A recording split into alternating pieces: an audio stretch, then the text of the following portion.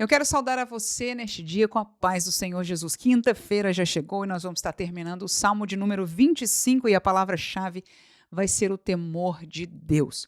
Vamos lá, a partir do versículo 12 até o fim deste capítulo, portanto 10 versículos, o texto lê assim: Qual é o homem que teme ao Senhor? Ele o ensinará no caminho que deve escolher. A sua alma pousará no bem e a sua descendência herdará a terra. O segredo do Senhor é para os que temem, e ele lhes fará saber o seu conserto. Os meus olhos estão continuamente no Senhor, pois ele tirará os meus pés da rede. Olha para mim e tem piedade de mim, porque estou solitário e aflito. As ânsias do meu coração se têm multiplicado, tira-me dos meus apertos. Olha para a minha aflição e para a minha dor e perdoa todos os meus pecados. Olha para os meus inimigos, pois se vão multiplicando, e me aborrecem com ódio cruel. Guarda minha alma e livra-me. Não me deixes confundido, porquanto confio em ti. Guardem-me a sinceridade e a retidão, porquanto espero em ti. E ele termina com o texto: Redime, ó Deus, a Israel de todas as suas angústias. Muito bem, um salmo de oração de Davi, de pedido de socorro, de ajuda.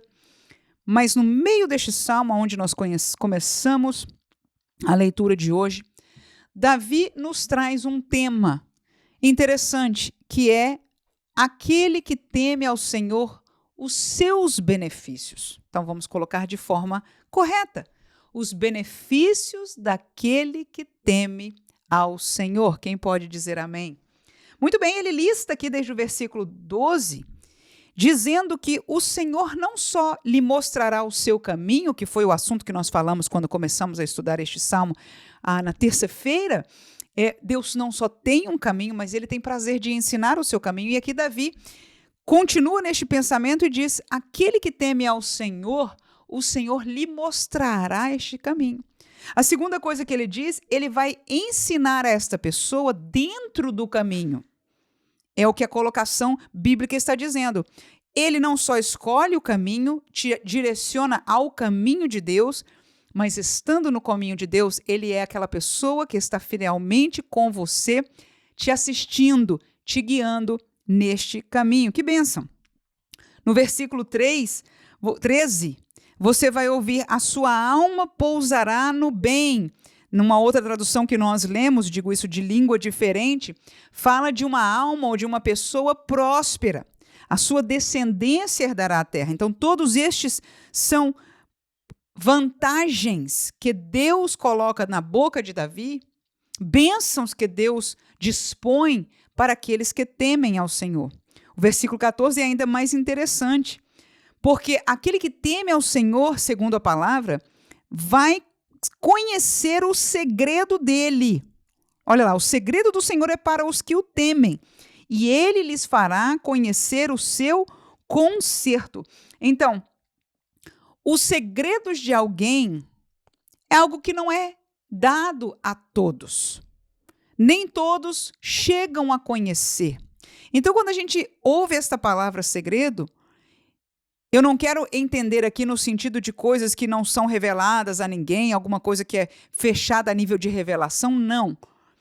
Eu quero entender neste texto que os segredos do Senhor fala da intimidade do Senhor, fala de uma amizade com o Senhor, porque é isso que acontece com um verdadeiro amigo.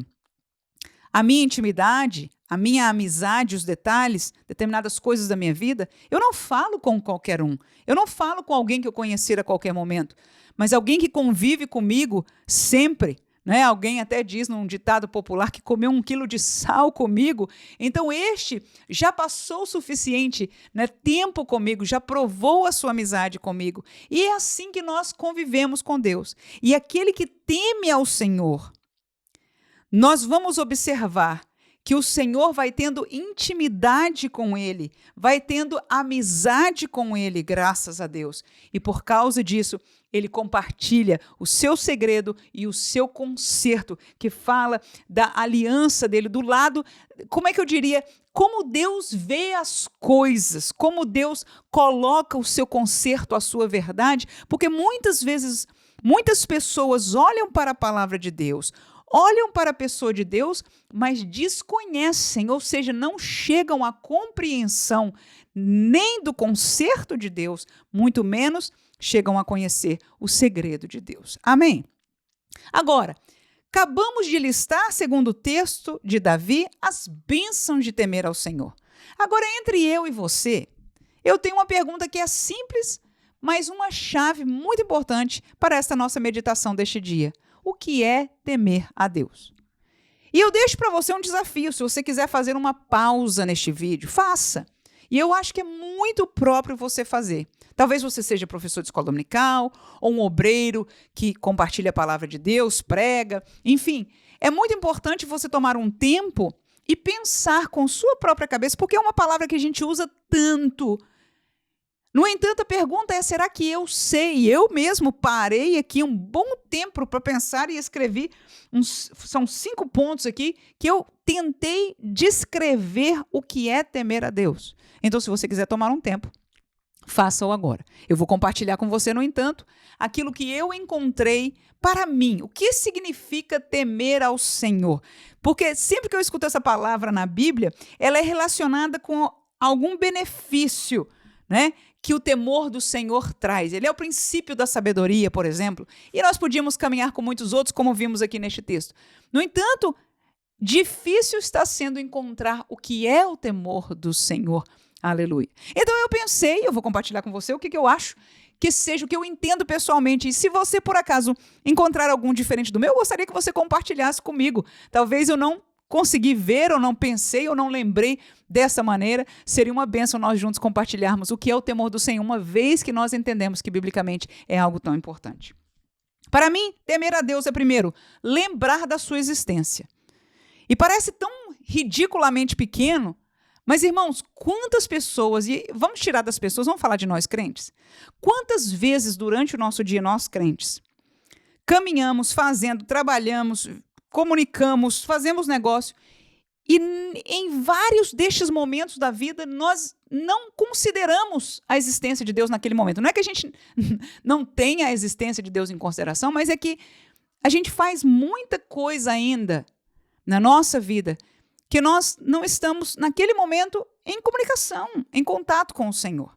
Amém? Então, a primeira coisa que eu encontro do caminho de quem teme a Deus é que ele está sempre entendendo de que Deus está presente, Deus está vendo todas as coisas, Deus se importa com tudo que ele faz na vida dele. A segunda coisa é que aquele que teme ao Senhor, ele busca o seu conselho, ele teme o conselho do Senhor no sentido de valorizar. Na minha opinião, quem teme a Deus valoriza o conselho de Deus. Ele busca, porque é valoroso, ele busca o conselho de Deus. Ou seja, quando eu vou fazer um negócio, eu pergunto, Senhor, geralmente quando alguém me faz uma proposta, alguma coisa, eu digo, eu vou orar e depois eu te respondo.